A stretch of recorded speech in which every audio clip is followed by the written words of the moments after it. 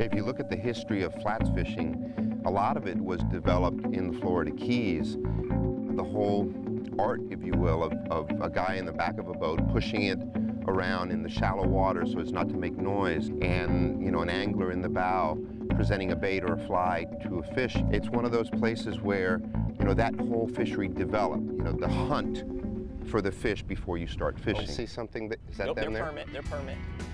Much of the fishing that we do in the Keys on the flats really are tidally driven.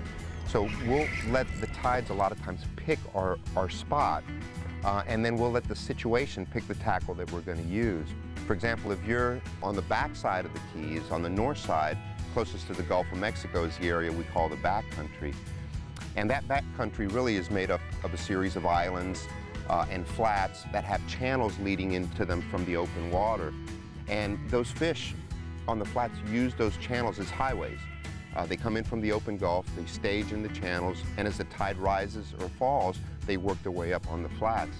For example, if you're at dead low tide, it doesn't make sense to fish up on the flats. The fish aren't going to be there. They're going to be in the deeper water adjacent to the flats. So there we'll target some structure, either rock piles or little wrecks. That's when it makes sense to have a spinning rod with a hook and a crab rigged up. As that tide actually gets up a little bit, you have the first push of the incoming tide, the fish are naturally going to start wanting to come up on the flat.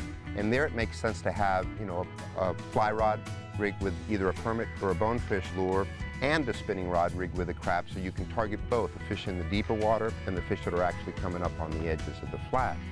Now, as that tide works its way up, and now you're at near the top of the tide or the top of the incoming, there's a lot of water on the flats. The fish have actually left the deep water. They're really up on top of the flat looking. That's the window that we'll use to just strictly fish fly.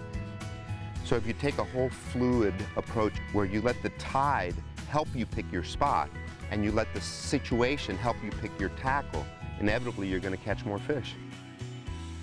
Vida is brought to you by the Florida Keys and Key West. Come as you are.